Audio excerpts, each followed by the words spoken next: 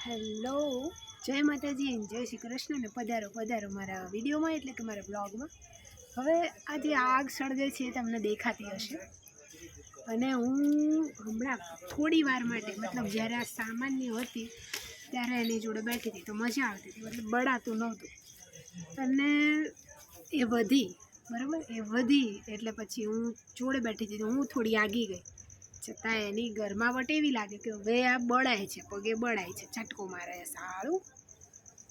તો કહેવત યાદ આવી ગઈ આ દરમિયાન કે ભાઈ આપણા ને તાપણા માપના જોડે હારે. તો એ વસ્તુ અત્યારે લાગુ પડી રહી છે કે આપણા ને તાપણા માપના જોડે સારા.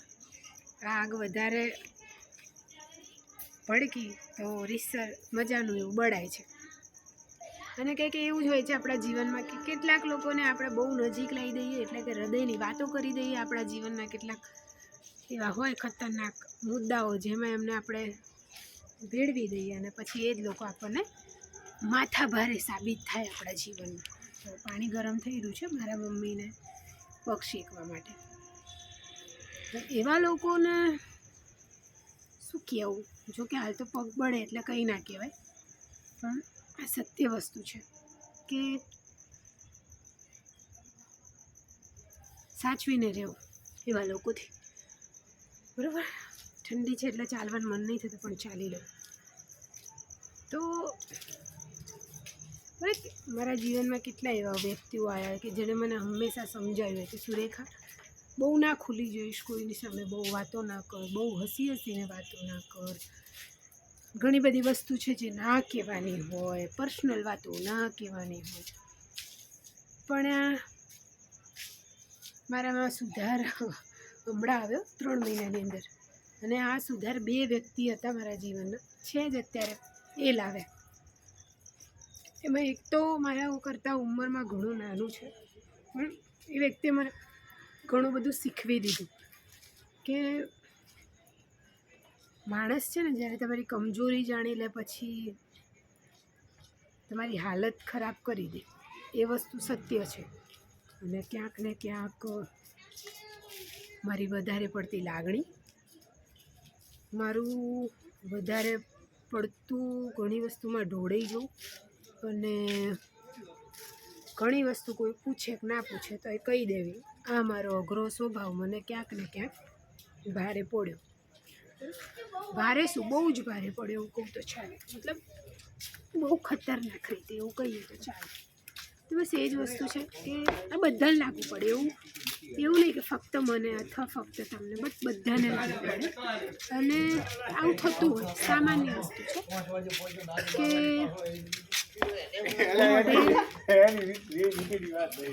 મોઢે ગોળ જેવા હોય.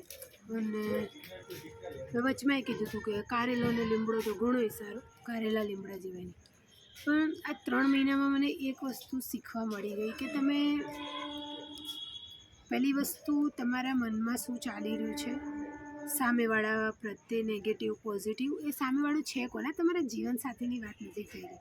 હું એવા લોકોની વાત કરું છું કે જે લોકો ખાલી એક ભાગ છે દિવસ દરમિયાનનો, એક એવો ભાગ છે કે એ એટલું બધું મહત્ત્વ છે નહીં, અને તોય મહત્ત્વ છે. કેવું મહત્ત્વ, તમારી માનસિક શાંતિને ખેંચી લે એવું મહત્ત્વ.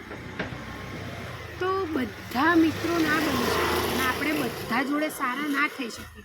તમે કે હું કે કોઈ પણ, આપણે બધા જોડે સારા નહીં થઈ શકીએ, એ વસ્તુ મને ખબર પડી ગઈ.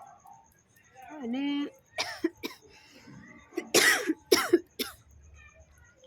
આપણે બધા જોડે સારા બી નહીં થઈ શકીએ, અને બધાને જે ગમે છે એમાં બધું નહીં કરી શકીએ. અને બીજું એક મને એક વસ્તુ શીખવા મળી કે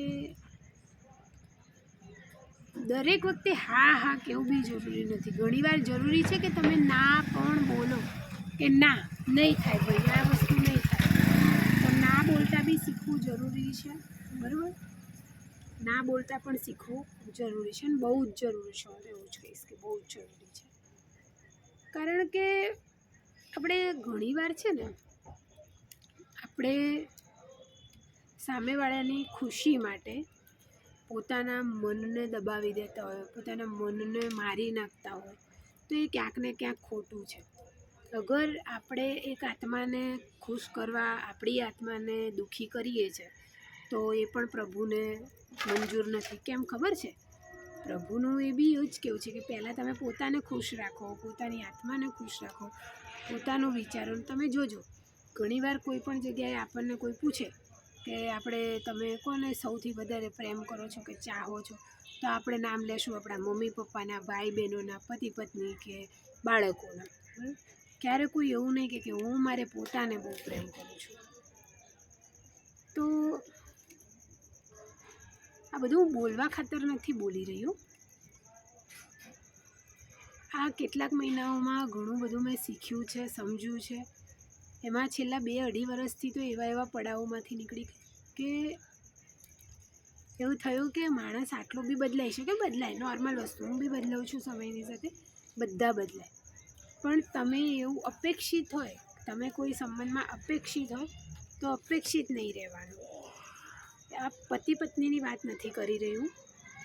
એવા સંબંધો જે કોઈ ફરક નથી પડતા આપણા જીવનમાં, જેની સાથે લોહીના સંબંધ નથી, છતાં પણ એ ક્યાંક ને ક્યાંક આપણાથી જોડાયેલા છે.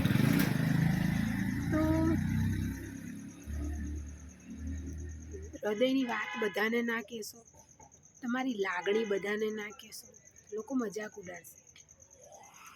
હવે તો મને એક બીજી બી વસ્તુ જાણવા મળી કે ઘરની પરિસ્થિતિ એ કોઈને ના કહેવી. અરે હું તો એવું કહું કે કેટલાક નંગ હોય ને એમને તો ઘરે ના બતાવું, દૂરથી સલામ રાખવા. અને એ જરૂરી છે, કારણ કે બધા લોકો તમારી તકલીફ જોઈને દુઃખી નહીં થાય. કેટલાક લોકો એ જોઈને મજાક બી ઉડાડશે પીઠ પાછળ. અને છે આ એ કેટેગરી માનવ સ્વભાવમાં આવે છે. એટલે આપણે સ્પેશિયલ કોઈને કશું નહીં કહેતા. બટ હું તો એવું જ કહીશ કે આ નાના નાના સુધાર લાવશો ને જીવનમાં. બીજું હું એક વસ્તુ શીખી છું આ 3 મહિનામાં, કે ગમે એની વાત આપણને ખબર હોય, બરાબર, તો પ્રયત્ન કરવાનો કે ત્રીજો માણસ ગમે એવું આપણને મીઠું બોલીને, કડવું બોલીને, ગમે પોઈન્ટ આપીને પૂછવાનો પ્રયત્ન કરે તો પ્રયત્ન કરવાનો કે આપણા દિલમાં જે વાત છે એ બોલી ના જાય. અને બસ કોઈ કે ભરોસો કરીને કીધું છે તો એ બોલી ના જાય. મારાથી આ ભૂલ થઈ છે એટલે હું કહું છું કે મેં આ ભૂલ કરી છે કે મેં કોઈકના હૃદયની વાત કોઈક એક વ્યક્તિને કહી દીધી હતી. એમાં મેં મારા એક કલીગનું દિલ તોડી નાખ્યું હતું, મતલબ એમનો વિશ્વાસ તોડી નાખ્યો એવું કહીએ તો ચાલે. તો હું એવું જ કહીશ કે બસ કોઈક આપણને ભરોસો કરીને કે કોઈ બી હોય પછી તો આપણે કોશિશ કરીએ કે એ વાત બીજે ના જવા દઈએ. મતલબ એવી જગ્યાએ ના જવા દઈએ કે જેના કારણે એની એ વાત આ બીજા કે ત્રીજા વ્યક્તિને કહેવાથી એના જીવન ઉપર ફરક પડે. એ પ્રયત્ન કરશું. બાકી એવું હોય કે જે કોઈ વ્યક્તિ આપણને બહુ વિશ્વાસ કરીને વાત કરી છે, કોઈ આપણું દૂરનું સગું છે જે એકબીજા ઓળખતા નથી, અને કોઈ ફ્રેન્ડ છે જે એકબીજા ઓળખતા નહીં, તમે મન હળવું કરવા કોઈ કારણોસર વાત કરો છો કે ફલાણું વ્યક્તિ હતું, આમ હતું, તેમ હતું, તો એક આખી અલગ મેટર થઈ જાય છે, આખો અલગ પ્રશ્ન થઈ જાય. પણ જેમ કે ગંગા, જમના અને યમુના 3 સાથે હોય અને એક એ દડોદડ વહેતી હોય અને એક એ ધીરજ ધારી હોય ને એક શીતળ થઈને શાંત થઈ ગઈ, અને 3માંથી કોઈ એકને ભરોસો કરીને કંઈ કીધું હોય, અને બીજું કોઈક મારા જેવું પાત્ર હોય જેને મતલબ કોઈ વસ્તુમાં અણધાર્યું હોય, વિચાર્યું બી ના હોય કે આનું પરિણામ આવશે અને આવી ભૂલ થઈ જાય. માનવ સ્વભાવ છે, થાય, એમાં કોઈ મોટી વસ્તુ નહીં. મને ખાલી એક જ વસ્તુ મારી બેસ્ટ ગમે છે કે હું છે ને મારી ભૂલ સ્વીકારું છું. મને મારી આ વસ્તુ બહુ ગમે છે અને મને મારી ભૂલ સ્વીકારવામાં કોઈ શરમ નથી આવતી. તો બસ કોઈ વ્યક્તિ આપણને ભરોસો કરીને કોઈ વાત કરે તો તમે ને હું બંને પ્રયત્ન કરીશું કે એનો ભરોસો આપણે જાળવી રાખીએ. અને બસ પ્રયત્ન કરીએ કે ભાઈ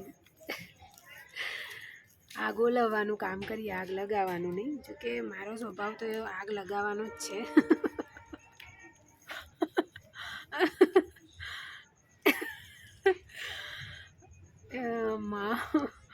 હું ખોટું શું કામ કહું, એમ સાચેમાં મારો સ્વભાવ એવો છે કે ખબર નહીં પણ હું કહેવા શું જતી હોય ને એનું થઈ શું જાય છે ને એની અંદર આગ લાગી જાય છે. તો હવે મારો બી પ્રોબ્લેમ નથી, બધા થાય છે મારી જોડે. તો બહુ સિરિયસ મેટર ઉપર વાત ચાલી રહી હોય યાર, મને હસવું આવી રહ્યું. પણ કંઈ નહીં,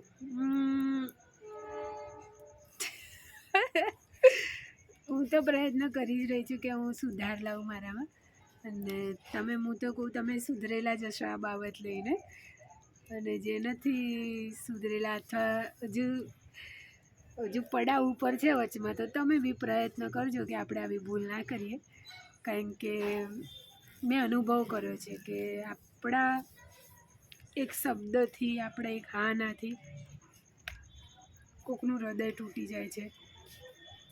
કોઈનું મતલબ શું કહું યાર, બસ આપણે પ્રયત્ન કરીએ કે આપણે કંઈ એવું ના કરીએ કે કોઈનું હૃદય તૂટે. બસ બીજું તો હું શું કહું યાર.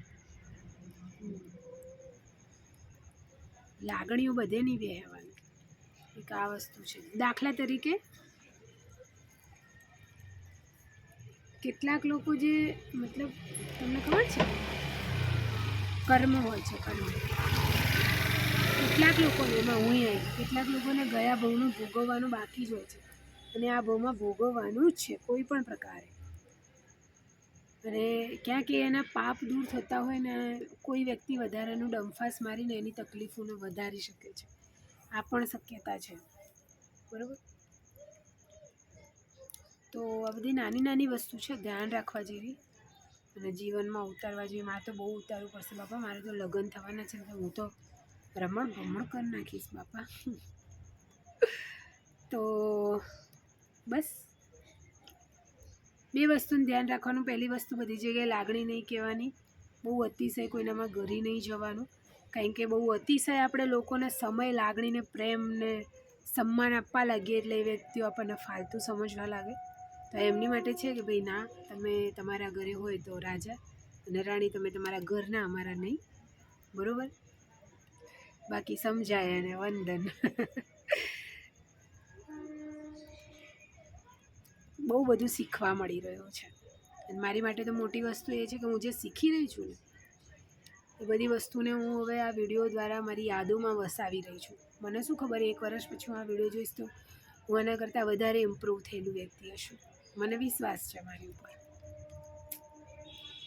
ચાલો, જય માતાજી, જય શ્રી કૃષ્ણ. સૂઈ જજો. બસ થોડું મન હળવું કર્યું કે આવું પણ હોય ને આવું પણ થઈ શકે. ચલો, ગુડ નાઇટ ને જય શ્રી કૃષ્ણ. બાય.